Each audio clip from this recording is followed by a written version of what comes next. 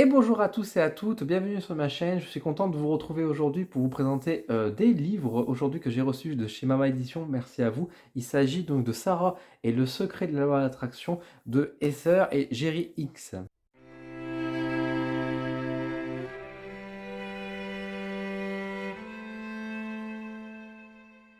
Alors, on se retrouve du coup pour la présentation donc, des trois tomes donc, de Sarah et le secret de la loi d'attraction.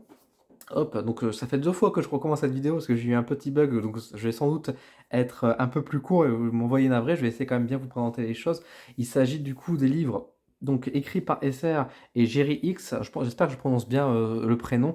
C'est des personnes que vous avez peut-être déjà entendu parler parce qu'effectivement, Heather et Jerry X sont des personnes qui sont assez connues aux États-Unis pour avoir notamment développé la question de la loi de l'attraction, de l'avoir un peu démocratisé dans le développement personnel, etc. Ils font beaucoup d'autres choses, mais je ne pourrais pas vous en dire beaucoup plus. Je sais juste qu'ils sont américains et que bon, voilà, le nom, on les revoit de temps en temps, mais je ne sais pas grand-chose de plus d'eux. C'est des livres qui sont sortis donc chez Mama Édition en novembre 2023. C'est donc les illustrations, vous voyez ici, de Moineau Joly, voilà. Pour ceux qui sont intéressés, parce qu'effectivement, les illustrations sont très très belles, hein, au niveau de les couvertures, ça, j'aime beaucoup, hein, les trois, hein, elles sont très très belles. C'est sorti donc chez Mama Édition, on va retrouver ça au prix donc, de 19,90 €. Le premier tome, ici le tome 1, donc l'éveil fait à peu près 150 pages, là où le tome 2 en fait 250, et le tome 3 en fait, donc la maîtrise en fait 220. À l'intérieur de l'ouvrage, on va retrouver donc des chapitres qui sont assez courts. Vous voyez que je vais vous montrer un peu à quoi ressemblent les différentes au niveau de l'écriture. Donc vous voyez que bon, c'est des romans hein, globalement, mais vous voyez que finalement les chapitres sont assez courts. Par exemple, si je prends le chapitre 3, vous voyez ça fait une, 2, 3, 4 pages. Ça fait 4 pages au total, donc c'est vraiment des chapitres assez courts, mais c'est plutôt bien. Ce sont des livres qui sont destinés avant tout pour les enfants. On a des illustrations de temps en temps qui viennent garnir, j'ai envie de dire, le livre, même si ils sont assez rares. Il ne faudra pas être trop gourmand. Concernant l'histoire, je vais vous lire un peu la quatrième de couverture. Donc suivez les aventures de Sarah, petite fille curieuse et audacieuse, et de son ami Solomon. Alors j'ai toujours envie de dire Salomon, mais c'est Solomon, un hibou doué de la parole. Elles vous mèneront sur le chemin du bonheur. En route avec eux, vous découvrirez le secret de la loi de l'attraction, des vérités simples et profondes, des réponses aux questions existentielles que nous nous posons tous, et des conseils à viser pour tous ceux qui croient en leurs rêves et veulent les réaliser. Donc voilà un peu concernant les ouvrages. Donc les 3 tomes donc, se suivent, hein, ça raconte l'histoire complète finalement de Sarah et de son ami Solomon, ce qu'il devient et comment en fait Sarah arrive à comprendre, on va dire, les secrets de l'univers finalement. Je vous propose du coup, après cette petite présentation rapide, d'avoir une vue caméra pour que je vous donne un peu mon avis concernant les ouvrages. Alors, Sarah et le secret de la loi de l'attraction. Donc, qu'est-ce que je peux dire par rapport à ce genre de livre, etc. Alors, on pourrait avoir un peu un débat éventuellement sur la question de dire que oui, les livres de développement personnel pour les enfants, est-ce que c'est sain ou pas? Bon, je suis pas là pour forcément débattre là-dessus et je pense qu'il faudrait voir des spécialistes pour la question à ce niveau-là. Je pense que pour tout ce qui est conseil de loi d'attraction, etc., c'est pas encore trop méchant, donc ça pourrait aller. Ce sont des livres qui sont destinés avant tout effectivement pour les plus jeunes, même si des adultes pourraient clairement le lire également. Et c'est là en fait que j'ai envie de dire aussi par rapport à ce genre de bouquin. Je vais vous expliquer ce que j'en pense, ce que je veux exprimer derrière. Juste avant d'aller plus loin, j'aimerais faire déjà un premier petit mea culpa quand même, pour préciser que je n'ai lu que le premier tome. Je n'ai pas eu l'occasion, le temps de pouvoir lire les deux tomes suivants. Et comme j'ai déjà aussi quelques difficultés, notamment pour la lecture de manière générale, et que je reçois quand même pas mal d'ouvrages également à devoir traiter, du coup, j'ai pas forcément l'occasion de faire la suite. Mais ceci dit, j'ai quand même un bon avis déjà sur le premier tome, donc je pense que les deux qui s'y suivent, même si l'histoire est bien sûr différente, ça reste à peu près dans la même veine, dans le même thème. Concernant du coup, de manière générale, le livre, j'ai trouvé ça intéressant, c'est une belle petite histoire, même si encore une fois, ils sont dirigés pour les enfants. Et c'est là que je me pose vraiment la question, je me dis, est-ce que des enfants entre, on va dire, 7 et 12 ans vont vraiment accrocher à ce genre d'histoire, vont vraiment aimer? J'émets un petit doute quand même là-dessus. Je pense que c'est plus des livres qui sont intéressants pour les jeunes, enfin les jeunes adultes dans un certain nombre, mais même les adultes de manière générale, parce que le fait de narrer justement des petites histoires à travers une petite comptine comme ça, peut permettre de prendre effectivement du recul, de voir le sous-entendu, la symbolique qui est derrière, et se dire, ah oui, et donc de prendre conscience, de développer, de réfléchir, donc ça c'est très bien. Mais pour des enfants plus jeunes, je ne sais pas si l'accroche est vraiment la même, etc. Je ne suis pas parent moi-même, je ne suis pas spécialiste de l'enfant non plus, donc ce serait des questions à pourrait en poser, mais j'ai trouvé finalement que cet ouvrage, plus que nous raconter une histoire, il y avait vraiment un côté très éducatif qui était porté, de nous raconter des choses avec ce côté, avec toujours Solomon, donc ce hibou qui vient un peu enseigner, parfois un peu durement, les leçons avec, des idées, de développement personnel, pas que la loi d'attraction de manière générale, un peu forcées, j'ai envie de dire parfois dans la narration et c'est vrai que du coup ça casse un peu le rythme et j'ai pas été forcément plus emporté que ça, on va dire, dans l'histoire, même si je trouve ça intéressant, je trouve ça bien, mais j'ai pas été emporté comme dans d'autres romans, on m'a fait voyager ou des choses comme ça, vous voyez? Et ça, je pense que c'est aussi lié un peu à l'écriture où je trouve qu'elle est un peu carrée, un peu simple. J'aurais aimé parfois peut-être une narration un peu plus poétique, plus enchanteur dans un certain sens.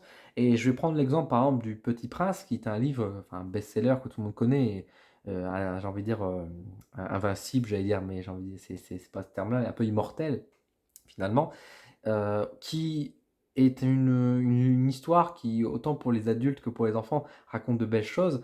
Et même pour les enfants, c'est quelque chose que les enfants accrochent beaucoup avec une grande symbolique qu'on comprend au fur et à mesure du temps. Bah, je pense pas que ça alors que là, pourtant, ce genre d'ouvrage pourrait partir un peu dans cette même idée, dans ce même sens. Ça n'a pas la même puissance, la même valeur que peut être, par exemple, Le Petit Prince, à mon sens. Donc c'est vrai que je trouve que pour les enfants, c'est peut-être un peu lourd, on va dire, ce genre de choses, surtout qu'il y a un côté très éducatif. Alors, est-ce que c'est lié à la traduction? Est-ce que c'est lié à c'est une bonne traduction, hein, mais est-ce que c'est pas lié aussi au style d'écriture américain? Je ne suis pas un grand, féru de lecture, pour lire des romans et lire vraiment, voir les différences et cetera. Je ne pourrais pas exprimer, mais c'est vrai que j'ai pas été forcément plus emporté que ça. Maintenant, ça reste des belles histoires et je pense que c'est intéressant, notamment pour les adultes qui voudraient, bah, étudier un peu plus, on va dire, le côté de la loi d'attraction.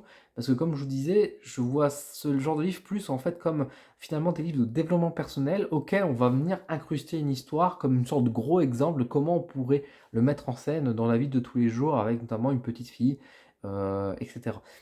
Donc c'est quand même un peu spécial à ce niveau-là, mais bon après encore une fois, chacun ses goûts aussi, j'ai envie de dire, mais c'est vrai que j'aurais aimé être plus inspiré, plus amené dans ce monde un peu enchanteur, même si c'est un monde très réaliste, hein, contemporain, mais il y a quand même des sujets un peu lourds aussi qui sont abordés, notamment la question du deuil, qui est traitée, je trouve, un peu durement dans la manière de faire. Il y avait peut-être moyen de traiter peut-être différemment, etc.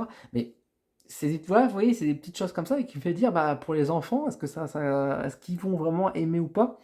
J'ai un petit doute là-dessus. Maintenant, concernant le travail de l'édition, bah, c'est très propre, hein. Moi, j'aime beaucoup ce que font Mema Édition. Je trouve que enfin, les couvertures, de manière générale, elles sont très très belles. Bravo à l'illustratrice, encore une fois, Mono Jolie, qui a fait de très très belles choses, qui est très aguicheur et qui donne très envie d'ailleurs.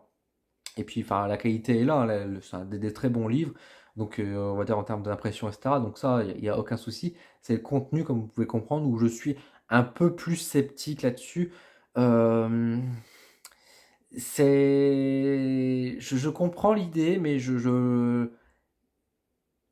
l'impression que c'est pas, ça marche pas à mon sens. Pour moi, enfin, ça marche pas. Pour moi, je pense que la symbolique, etc., elle n'est pas assez bien ancrée dans une histoire réellement pour enfants. On aurait pu avoir un message de fond qui est derrière, et que là, en fait, le message surmonte vraiment plutôt que la narration en elle-même.